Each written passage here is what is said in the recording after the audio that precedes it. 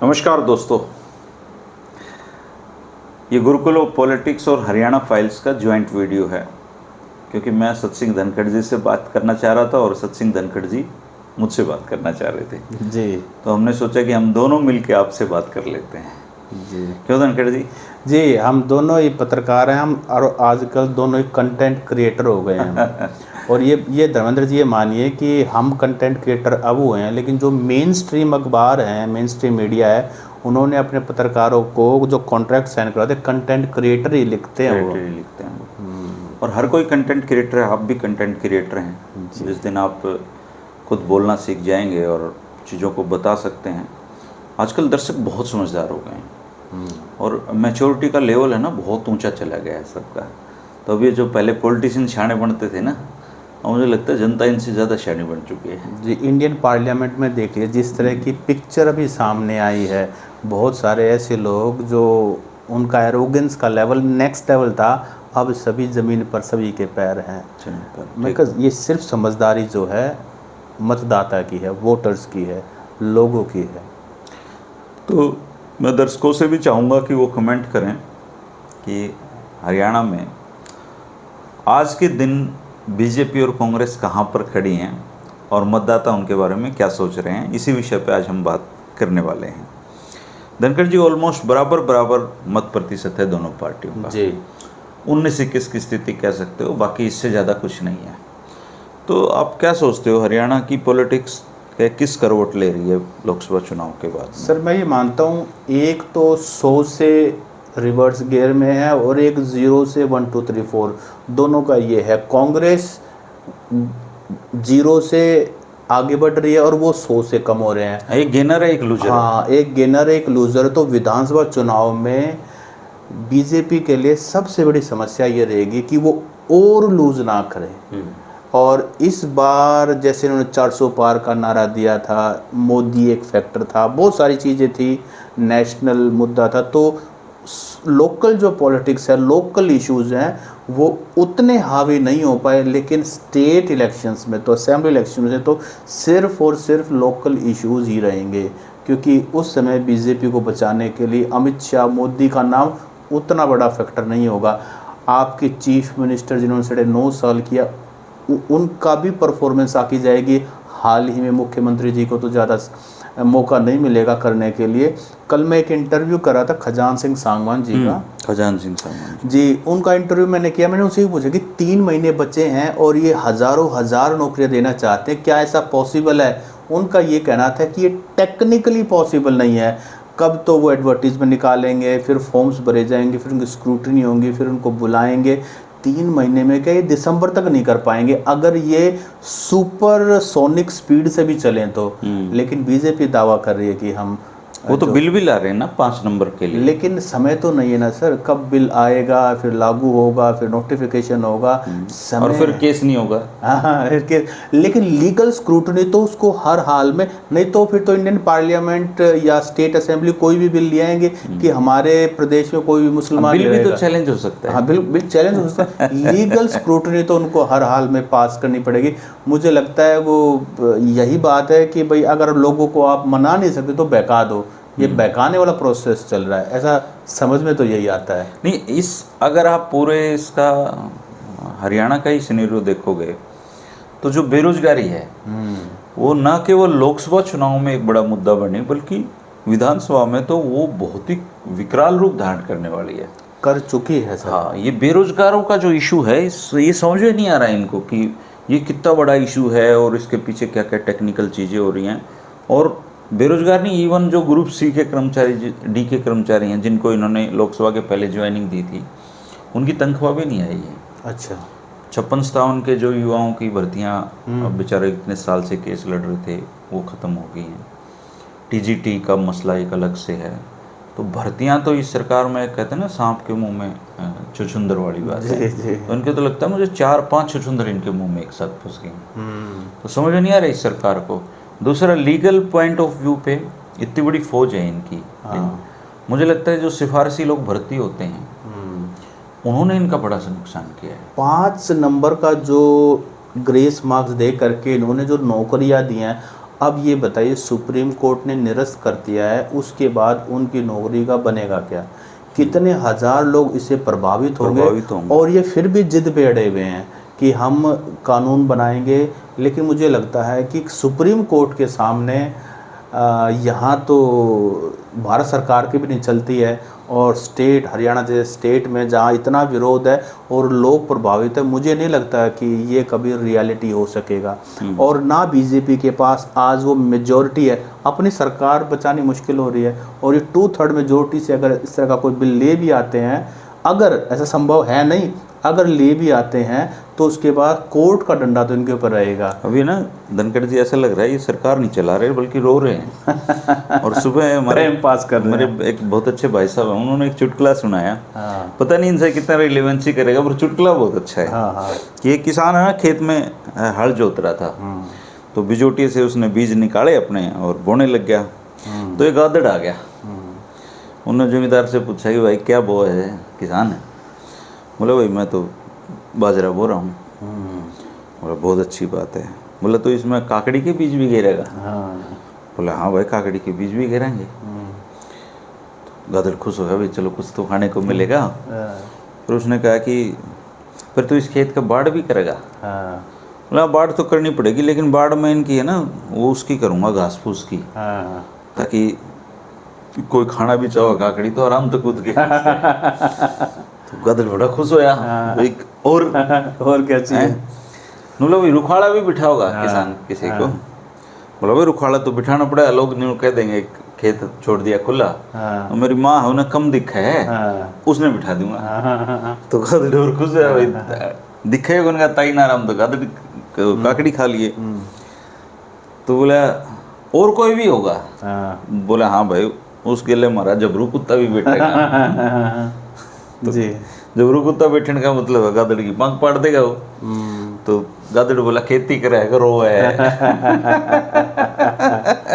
ठीक बात है। तो ये है ना कि सरकार नहीं चल रही अभी तो सरकार रोन पे है, ये रोन लाग रहे हैं। इस बात का देखो, इस बात का चित्रण इस बात से भी होता है कि अभी 3-4 दिन पहले स्टेट लेवल का फेलिसिटेशन सेरेमनी रोहतक में हुआ, और उसमें इनके जो चुनाव प्रभारी हैं, धर्मेंद्र प्रधान जो केंद्रीय शिक्षा मंत्री हैं, विप्लव देव हैं मुख्यमंत्री हैं, केंद्रीय मंत्री पूर्व मुख्यमंत्री खट्टर साहब हैं, और बाकी सारे लीडरशिप, उनकी स्पीच आप सुनिए। उनकी स्पीच का 70% बाबू बेटा बाबू बेटा बाबू बेटा। ये बाबू बेटा तो लोकसभा में भी थे।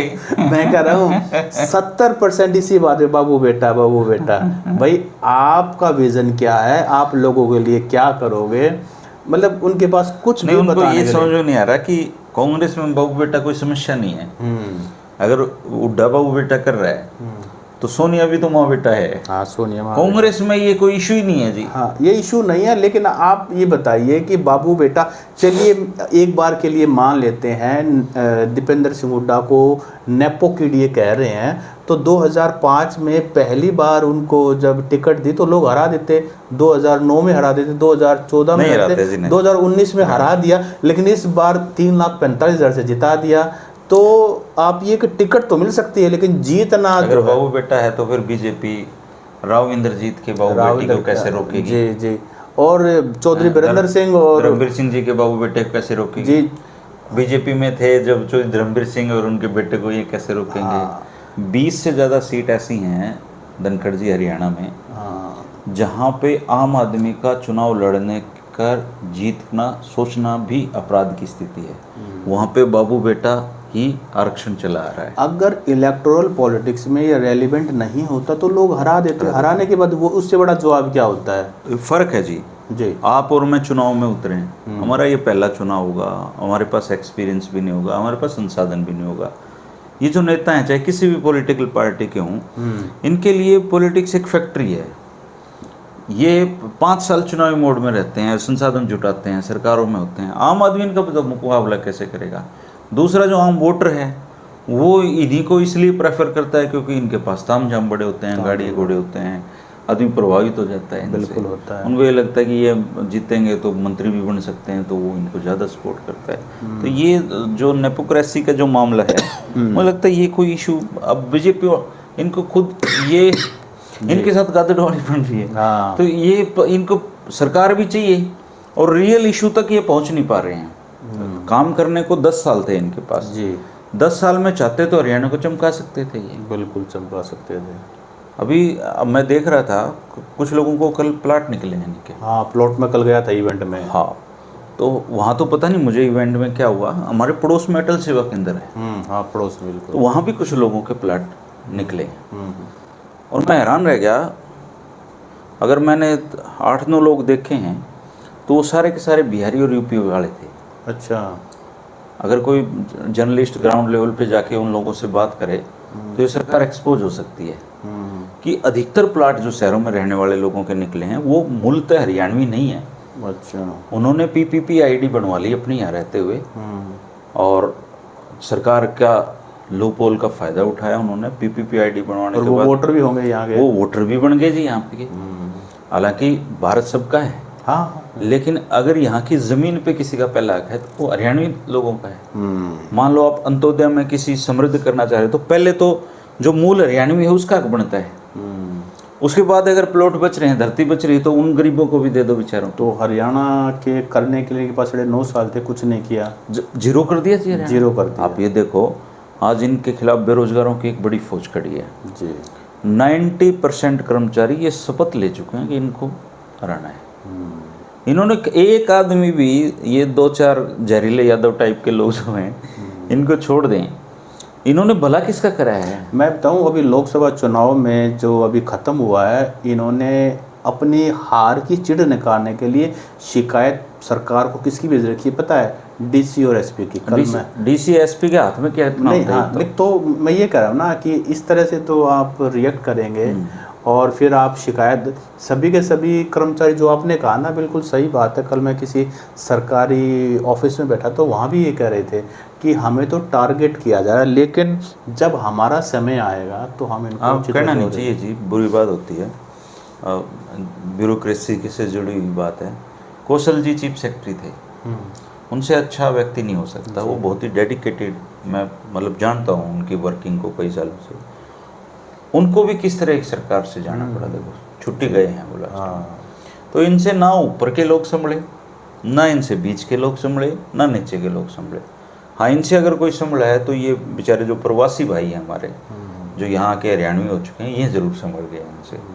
अरे बुरी बात नहीं है, आप किसी को सक्षम कर दो, अच्छी बात है, लेकिन पहले जो हमारे हरियाणा वाले भाई हैं अंत्योदय उसको नाम, वो अंत्योदय दो, हमारे जो हमारे गरीब हैं बेचारे, उनका तो पुनरुद्धार करो ना।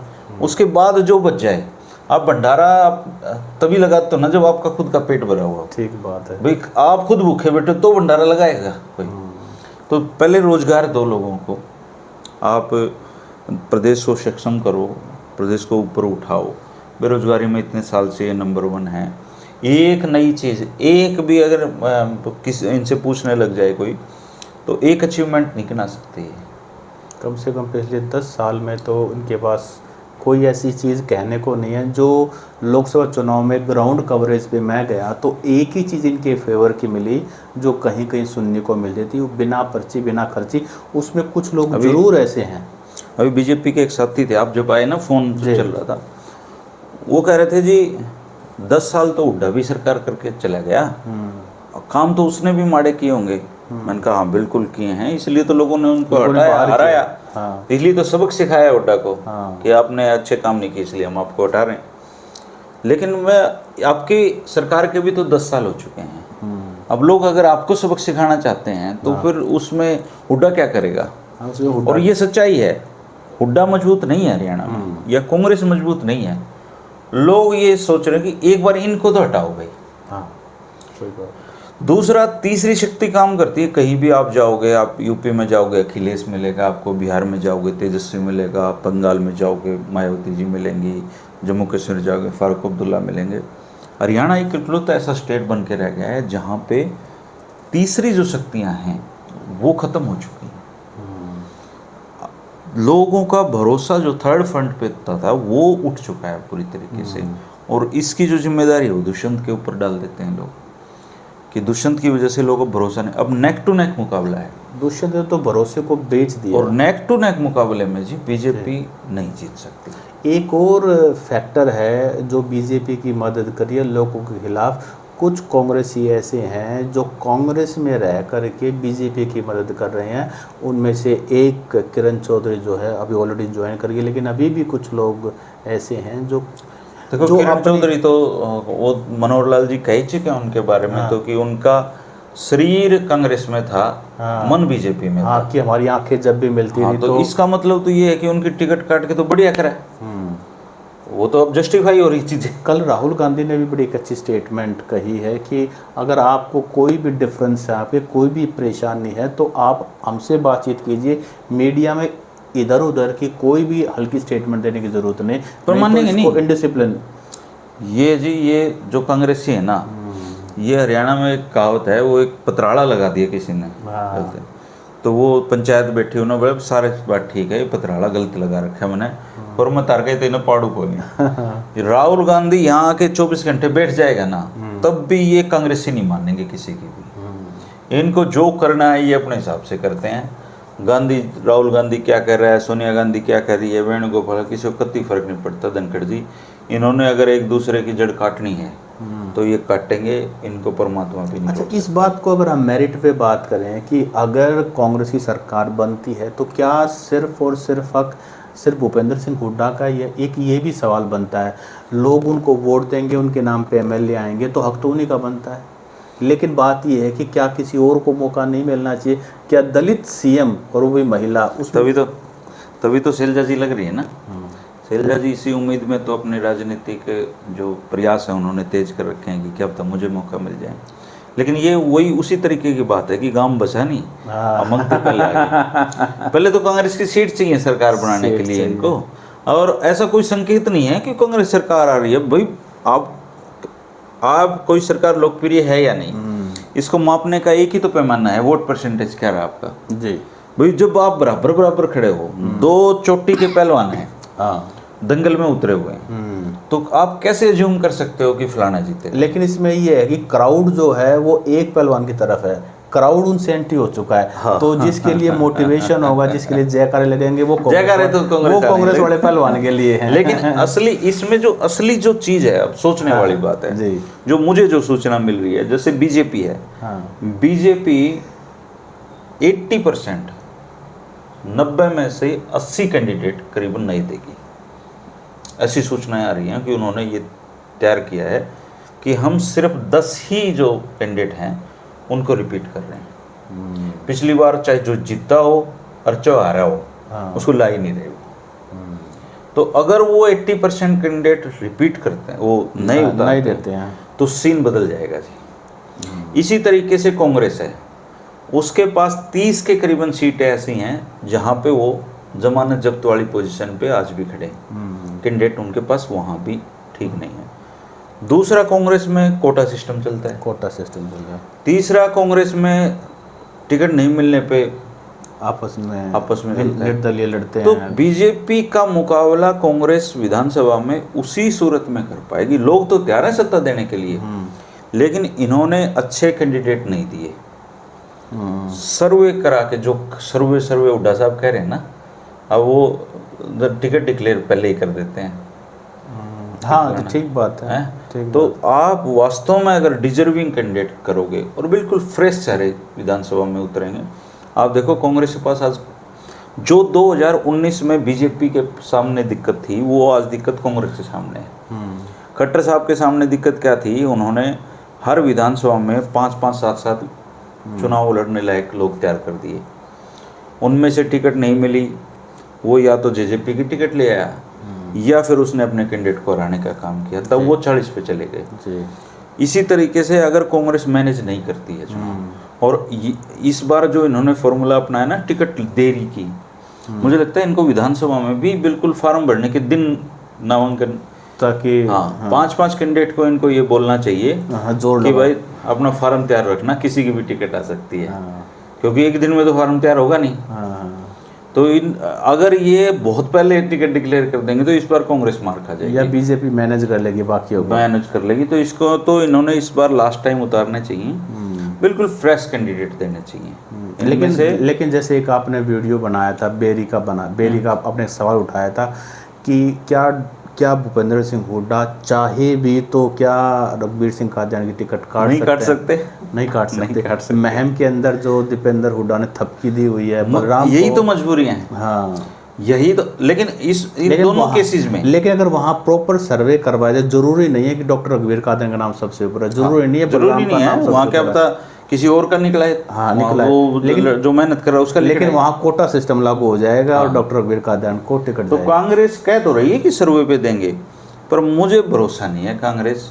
वो डॉक्टर सतीश त्यागी जी कहते हैं कि देख लेना 90 में से 80 टिकट है ना हुड्डा बांटेगा। बांटे तो कहा, लेकिन तो 90 में से जब 80 टिकट हुड्डा साहब बांटेंगे तो फिर इनकी गुंजाइश नहीं है। ये मतलब जनता चाहेगी इनको जिताना, और खराब कैंडिडेट की वजह से ये अपना जो बना बनाया खेल नहीं बिगाड़ते हैं, वो काम इनके मुझे लगता है कि इसके अंदर सिर्फ आप कांग्रेस पार्टी में सिर्फ इतना ही मैटर नहीं करेगा। आप चाहे बीजेपी के अंदर भी कोई नेता हो और आप हुड्डा के फेवरेट हो, तो वहाँ भी उनको भी टिकट मिल सकती है। हाँ। कांग्रेस की जैसे कृष्णा गहलावत है, कृष्णा गहलावत इनके रिश्तेदार भी है, और हो सकता है कि उनको राय से, देखो आप माहौल बदल गया है जी चुनाव के बाद, सारे लोग कांग्रेस में भाग रहे हैं। सुना है कोई बीजेपी में ज्वाइन कर रहा है? नहीं, ये किरण ने किया है। एक या तो चलो इनकी बड़ी अचीवमेंट है वैसे देखा जाए। हाँ। चौधरी देवीलाल वो सिंकिंग शिप में डूबते हुए जहाज में इन्होंने बैठ लिया। आजकल जितने किसान राजनीति के परिवार हैं वो सारे बीजेपी में हैं। चौधरी चरण सिंह का पोता भी चला गया, और तो छोड़ो। लेकिन मिला क्या? देवगौड़ा का जितनी किसान फैमिलीज हैं उन जो राजनीति कर रही है आज सारी की सारी बीजेपी में है, और लोग इनके खिलाफ हैं। हाँ, मतलब किसान कम्युनिटी इनके खिलाफ है, और किसान नेता ये सिर्फ अपने निजी फायदे के लिए जा रहे हैं। और माहौल तो है जी प्रदेश में कांग्रेस का। हाँ। लेकिन माहौल होना एक अलग बात है, और माहौल को उतार ले जाए। एक चीज़ और मैंने कल जो इन्होंने प्लॉट डिस्ट्रीब्यूशन का किया है, तो कल मुख्यमंत्री नायब सैनी मतलब कल रोहतक में MDU के अंदर प्रोग्राम था, और वो स्पीच मैंने सुनी। कल मैंने एक चीज़ और ऑब्जर्व की, अब तक नायब सैनी को जितना भी समय मुख्यमंत्री बने हुए हो गया है, उसमें कल पहली बार वो रोहतक में हुड्डा के खिलाफ ऐसे गरजे हैं, मैंने पहले उनकी शैली ऐसी नहीं देखी है। तो एक चीज़ क्लियर है कि नया हेडमास्टर हो ना वाल गणे पिटा करे। देखो नायब सिंह सैनी जी जैसे किस्मत है किसी की, अगर मनोहर लाल जी की नज़रों में नहीं आते जी, तो देखो पहले बिड़ते ही आपको सांसद बनाया, फिर आपको प्रदेश अध्यक्ष बनाया, फिर आपको मुख्यमंत्री बनाया। ये तो वो आदमी है जो पहली क्लास में जाए बिना PhD की डिग्री मिल गई। तो अब ले दे के 4 महीने मिले हैं। 4 महीने में गरज लो, बरस लो, रड़क लो, कुछ कर लो। इनका एक्सटेंशन तो जब ही होगा जब 4 महीने बाद प्रदेश में बीजेपी की सत्ता बन जाती है। लेकिन इनकी जीवन की उपलब्धि है कि जो हरियाणा के पूर्व मुख्यमंत्रियों का नाम लिखा जाएगा तो नायब जी का नाम वहाँ पे प्रमुखता के तौर पे लिखा जाएगा। और जो हरियाणा के जो डमी CM हैं, जब भी राजनीति में ऐसी चर्चा होंगी तो नायब जी का नाम लोग लेंगे। बिल्कुल। और अभिशप्त हैं वो इस चीज़ के लिए, चाहे बेचारे वो काम करने की कोशिश कर रहे हों जी, लेकिन उनके पास अब गरजने बरसने के अलावा तो विकल्प नहीं बचा, बरसना पड़ेगा। हाँ, और एक गलती और करते हैं, रणनीति बदलनी पड़ेगी इनको। हाँ। हुड्डा के खिलाफ गरजने बरसने से काम चलेगा नहीं इनका। टेक्निकल दिक्कत यह है कि जिन लोगों को ये हुड्डा के खिलाफ बरस के सुनाना चाह रहे हैं बात, वो तो ऑलरेडी इनके वोटर हैं। हाँ, ठीक बात है। तो हुड्डा के ऊपर व्यक्तिगत हमला बोलने की बजाय ये लोग हुड्डा के जो विरोधी हैं, जो साइलेंट रहते हैं, उनको अगर खोजे ना तो ज़्यादा बेनिफिशियल बात है। जो प्लॉट डिस्ट्रीब्यूशन का है, 30-30 गज के शहरों में दिए हैं, 1-1 लाख रुपए जमा करें, कहीं ना कहीं गरीबों को ये मैसेज देना चाहते हैं कि बीजेपी सरकार ही है जो आपका ध्यान रखती है। लेकिन बात ये है कि अब बहुत लेट हो चुका है, और ये जो कुछ भी करें बड़ा सिंबॉलिक सा है। अगर इनको प्लाट कितनों को दे दो, कितनों देश में आप मान लो 1 लाख प्लाट दे दिए, 1 लाख प्लाट वही वोट देंगे आपको। दूसरा, जिसने प्लाट मिल गया, जिनको नहीं मिला और जिनको मिलना चाहिए, जिनको मिल गया वो अब अगली सरकार ने वोट देंगे। कि भी इन्होंने तो प्लाट दे दिया, ये कि में उड़ देंगे। देखो गरीब की सुविधा कोई नहीं छीन सकता। हाँ हाँ वो कंबल वाली बात है। सुना उकड़ू फूकड़ा उन्हें? हाँ ना नहीं। एक वो ज्योतिषी के पास चला गया एक आदमी, अच्छा। तो उसने उसका देखा और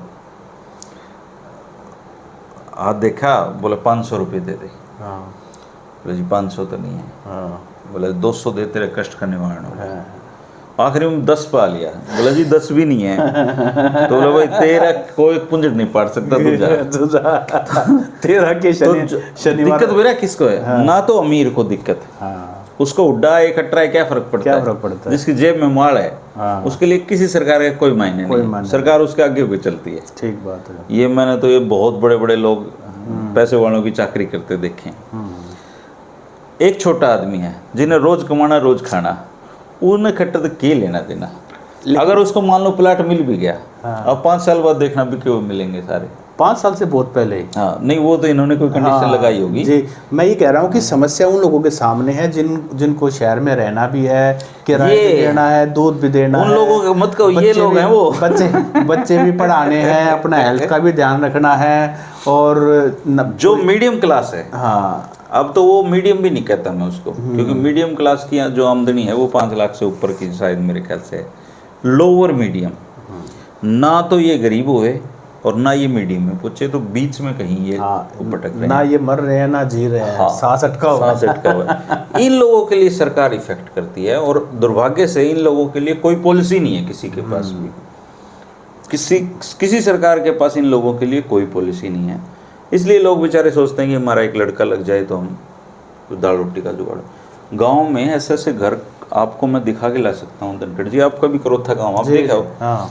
ऐसे आपके गांव में सैकड़ों परिवार होंगे जिनका एक टाइम सब्जी बनाने का ब्योत नहीं है। बिल्कुल नहीं है। और उनका कोई बीपीएल नहीं बना हुआ, क्योंकि वो बाप दादा की 2 किले 4 किले जमीन थी उनकी। और दूसरा ये जो पीपीपीआईडी है, इसमें इनकम उनकी गड़बड़ बहुत कर ज़्यादा रखी करते है हैं। सारी। तो इसका असल फायदा जो पीपीपी का है वो प्रवासियों ने उठाया है। जो मजदूर भाई हरियाणा में आए हैं उन्होंने तो इस पीपीपी का फायदा उठाया है। जो आम जनता है उसको कुछ नहीं मिला इससे तो जो बीपीएल अगर 200 नए बने तो 200 पुराने कट गए। ठीक बात, इतना ही तो है। बुजुर्गों को पेंशन है, क्या खट्टर साहब रोक सकते थे या नायब शनी रोक सकते हैं, या उड्डा रोक देगा या कोई रोक देगा? इनकी तो बढ़नी है, बढ़ानी पड़ेगी। आपने एक सुविधा जो एक बार मेरी जेब में डाल दी, आप कोई सरकार उसको नहीं छीन सकती। दूसरा, सरकारी कर्मचारियों की जो सबसे बड़ी मांग है वो ओपीएस है। Old pension scheme. हाँ, वो बीजेपी पूरा नहीं कर सकती जी। इतनी हिम्मत है, या बाद में मुकर जाओ, चाहे मान लो उड्डा साहब कह दे मैं पुरानी पेंशन बहाल करूँगा, कह रहे हैं वो। हाँ कह रहे हैं। बाद में मुकर जाए, मान लो मुकर जाएंगे तो उसका नुकसान तो उनको 5 साल बाद होगा। पर फिलहाल तो वो कह सकते हैं मैं दे रहा हूँ। और कर्मचारियों के पास उनके ऊपर विश्वास करने के अलावा कोई रास्ता नहीं। भाई एक आदमी तो साफे नाटा है, तो एक यहाँ पर है, तो एक बार यहाँ पर नहीं ना आजमा लो, वही इशू है। जी जी, जैसे आपने बातचीत की ना कि गांव में बहुत सारे ऐसे परिवार हैं, तो बहुत सारे ऐसे परिवार ना सिर्फ दूसरी जातियों में बल्कि जो फार्मिंग कम्युनिटी है इसमें ज़्यादा हैं, जाट हैं, ब्राह्मण हैं। बल्कि कल मैं खजान सिंह सांगवान जी से बात कर रहा था और पूछ रहा था कि आपने जो सर्वे किया 2012 में, जिसके बाद आपको स्पेशल बैकवर्ड कैटेगरी का जो 10% का आरक्षण होता तो उसमें को मिला क्या था? तो ये कह रहा था कि मेरे हिसाब से, हमारे सर्वे के हिसाब से हरियाणा में यादव और जाट दोनों ही एग्रीकल्चर क्लास हैं, और दोनों परिवारों में कोई फर्क नहीं। उनकी भाषा में फ़र्क हो सकता है, ज्योग्राफिक लोकेशन में फ़र्क होता है, मतलब दोनों का बड़ी समस्या है। मतलब उनके पास अब कुछ बचा नहीं है उनके पास, और ख़ास करके छोटा ज़मींदार। फिर मैंने ये कहा कि फिर आपने जाटों को दिया क्यों नहीं?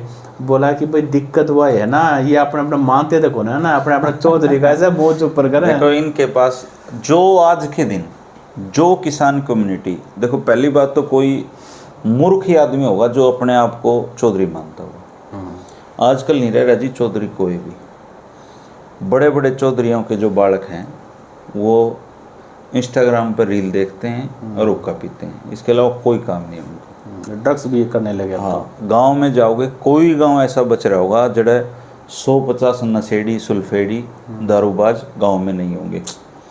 सबसे बड़ा इशू जो मैं कहता हूँ संप्रदाय, आप एक समुदाय के हिसाब से अगर देखो तो अविवाहित जो युवा हमारे, जो रांडे भाई हैं, जिनको रांडे कुंवारे कहते हैं, भाई, विदुर भाई, जिनकी शादी नहीं हुई। जिनकी शादी नहीं हुई, ये एक बड़ा, वो बेचारे कहाँ जाएं? वो उसके सारी सब तरह की दिक्कत है ना, तो उनको कोई पास बिठा सकता, उनके ऊपर ताने कसे जाते हैं। और आप हैरान हो गए, सिल्लू हैं, हाँ, वीरेंद्र सांगवान भाई, और मेरा बहुत अच्छा साथी है, उसने ये आवाज़ उठाई थी कि जो विदुर हैं उनको पेंशन दो आप जी। और अफसोसजनक बात यह है कि एक गांव में मुश्किल से 10 लोगों की पेंशन बनी होगी, जबकि गांव में ये संख्या 200 से पार है हर गांव में जी।